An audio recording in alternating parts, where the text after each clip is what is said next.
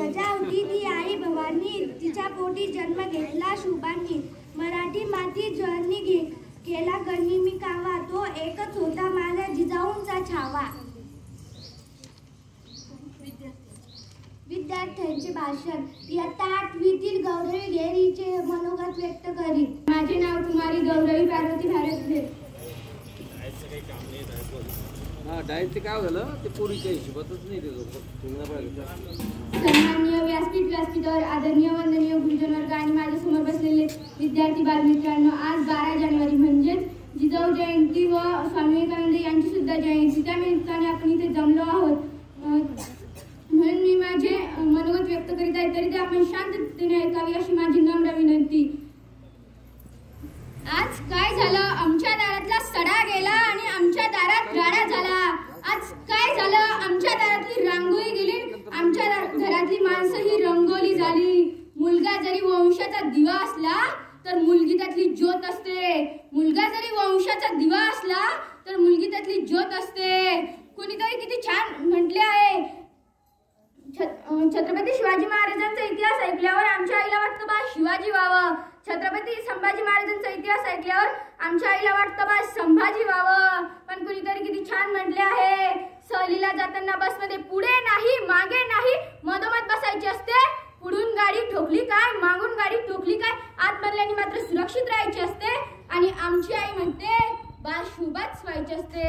आणि आमची आई म्हणते बा शुभाच व्हायचे असते. आजचे शिवाजी महाराजांचे जिजाऊ साहेब काय करताय? आई वडिलांना घराबाहेर करतात. म्हणतात ना, बाप काढला घराबाहेर दारात आणते आई पण. बायकोला मात्र रोज म्हणायचे तुमच्यासाठी काही पण, तुमच्यासाठी काही पण, तुमच्यासाठी काही पण. लोक म्हणतात मुलीला आई वडिलांचा सांभाळ करायचा अधिकार असता तर या जगात कुणी अनाथ आश्रमच उघडले नसते. परंतु दादांनो, प्रत्येक मुलीने आपले सासू सासरे सांभाळले तर या जगात अनाथ आश्रमच राहिले नसते. अनाथ आश्रमच राहिले नसते. नाचू कीर्तनाच्या रंगी लावून ज्ञानाती प्रजगी असे म्हणणारे संत नामदेव महाराज आम्हाला पाहायला मिळायचे. आजची पोरं म्हणताय आवाज वाढव डीजे तुझ्या आईची शपथ आहे. आवाज वाढव डीजे तुझ्या आईची शपथ आहे. तुम मुझे खून दो मैं तुम्हें आजादी दूंगा, तुम मुझे खून दो मैं तुम्हें आजादी दूंगा असे म्हणणारे भगतसिंग आम्हाला पाहायला मिळायचे. आजची पोरं म्हणताय तुम्ही आम्हाला तंबाखू द्या आम्ही तुम्हाला चुना देतो, तुम्ही आम्हाला तंबाखू द्या आम्ही तुम्हाला चुना देतो. आजची ही परिस्थिती वास्तव आहे. जिने घडविला स्वराज्याचा विधाता, धन्य ते स्वराज्य धन्य ती जिजामाता, धन्य ते स्वराज्य धन्य ती जिजामाता. जिजाऊंचा जन्म 12 जानेवारी 1598 रोजी बुलढाणा जिल्ह्यातील सिंदखेड राजा या गावी झाला. जिजाऊंच्या आईचे नाव मालसार आणि तर वडिलांचे नाव लखुजी जाधव असे होते. जिजाऊंना लहानपणापासून राजनीती व युद्धनीतीचे शिक्षण मिळाले. जिजाऊ लहानपणापासून तलवार, घोडा, दांडपट्टा यात पटाईत होता. जिजाऊंचा विवाह 1605 मधील वेरूळ येथील शहाजीराजे भोसले यांच्याशी झाला. जिजाऊंचा धासी जिजाऊंची सेवक काळजी घेत होती. एके दिवशी धासी आली आणि जिजाऊंना म्हणते सांगा राणी सरकार तुम्हाला काय खावेसे वाटते, तुम्हाला कशाचे डोळे लागले. तेव्हा जिजाऊ तिला म्हणतात आम्हाला घोड्यावरची लपेट मारावीशी वाटते, तलवार घोडा दांडपट्टा चालवा असा वाटतो, वाघावर बसून मोगली राजवटींचा घातमा करा असा वाटतो. सांगा अशा मातीच्या पोटी कोण जन्माला येणार. अखंड हिंदुस्थानाचे आराध्य दैवत छत्रपती शिवाजी महाराजांना या वाघिणीने जन्म दिला. एका भल्या पहाटे सनाई चौघडे वाजू लागले. सगळीकडे साखर वाटण्यास सुरुवात झाली. सिंह गर्ज मेघ गर्ज मराठो के नेत्रद हिंदवी के घर में एक चिंगारी सुलगुटी, किले के एक दाल में एक गिलकारी गूंज उठी, शेरनी के कोख से एक बालक ने जन्म लिया, शिवजी ने खुद वसुधा को बेटा दिया. हर घर पे उत्सव, हर पत्थर पे उत्सव, हर पर्वत पे उत्सव, सर्वत्र उत्सव. अशा या गोड वातावरणात छत्रपती शिवाजी महाराजांचा जन्म झाला. शिवाजी महाराज जिजाऊंच्या संस्कारात वाढत होते. तेव्हा शहाजी महाराज कर्नाटक स्वारीवर निघाले. तेव्हा त्यांनी जिजाऊंना व शिवरायांना पुण्याच्या जहागिरीचा कारभार पाहण्यासाठी पुण्यातील लाल महालात पाठवले.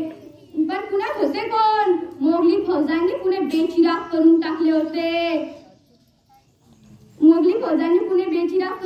होते. सगळी प्रजा सह्याद्रीच्या दऱ्या डोंगरांनी जीव मुठीत घेऊन जगत होती. जिजाऊंनी लोकांना पुण्यात परत बोलवले, पण पुण्यात येऊन करणार काय? शेती तर उद्ध्वस्त झाली होती. तेव्हा जिजाऊंनी शेतकऱ्यांसाठी बैल बी नांगर व खत देण्याची सुरुवात केली व शेतकऱ्याच्या हितासाठी एक सरकारी संस्था स्थापन केली आणि तिला नाव दिले ते म्हणजे स्वराज्य. अरे म्हणूनच म्हणते, दिल्लीच्या छाताडावर अभिमानाने डोले भगवा, राज्य निर्मिले रयतेचे, पण महाराष्ट्र धर्म जगवा, पण महाराष्ट्र धर्म जगवा. स्वराज्याची पेटवली मशाल सह्याद्रीच्या साथीने, स्वराज्याची पेटवली मशाल सह्याद्रीच्या साथीने. तेज पुंजिले शिवराय पाहिले या महाराष्ट्राच्या मातीने, या महाराष्ट्राच्या मातीने. शेतकऱ्यांनी शेती पिकवली, पिकं पण छान आली, पण रानटी प्राण्यांचा त्रास काही कमी होईना.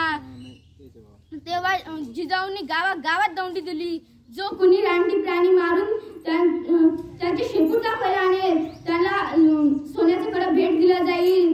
मग अनेक शेतकरी आले, वाघ, लांडगा, अस्वल मारून त्यांचे शेपूट दाखवून कडे घेऊन जाऊ लागले. एका मध्यरात्री तर कळसच झाला. एका पोराने लांडगा खांद्यावर मारून आणला.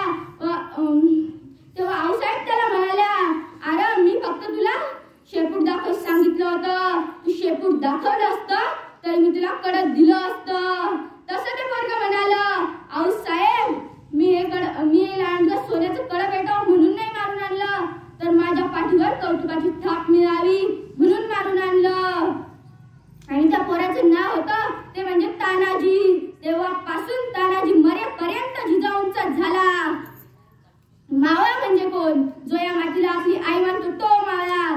जो या मातीचे दुःख दैन्य समजतो तो मावळा. जो या मातीच्या हितासाठी स्वतःच्या प्राणांचीही पर्वा करत नाही तो मावळा. आजची आमची मावळे पा, तोंडात मावा, खिशात दारूची बॉटल, तोंडात शब्दांना शिव्या,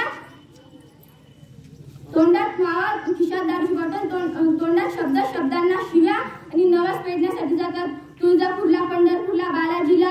अरे तुम्हाला तीर्थक्षेत्रालाच जायचंय तर फक्त एकदा रायगडाला जा आणि तिथे आमचा देव राहतो आणि आमचा देव म्हणजे छत्रपती शिवाजी महाराज. आजची तरुण पुरा शिवजयंतीला बाया नाचतात, गाणं लावतात चमके शिवबाची तलवार. अरे लाज वाटू द्या स्वतःला शिवाजी महाराजांचे मावळे म्हणून घेताना. शिवाजी महाराज म्हणजे जगातील एक असे राजा ज्यांच्या दरबारात एकदाही बाई नाचली नाही, नाचवली गेली नाही. जेव्हा उदय भावांनी कमलकुमारीला कोणाला किल्ल्यावर पळून आणले होते तेव्हा आऊसाहेबांच्या तळपायाची आत मस्तकाला गेली आणि त्यांनी लगेच शिवाजी महाराजांना निरोप पाठवला. बसले असाल भोजनाला तर हात धुण्यासाठी यावे रायगडाला, बसले असाल भोजनाला तर हात धुण्यासाठी यावे रायगडाला. आणि कोणाला किल्ला ताब्यात घेऊन कमलकुमारीला सोडून आणायला सांगितले. शेवटी जाता जाता एवढंच म्हणेल, जिजाऊ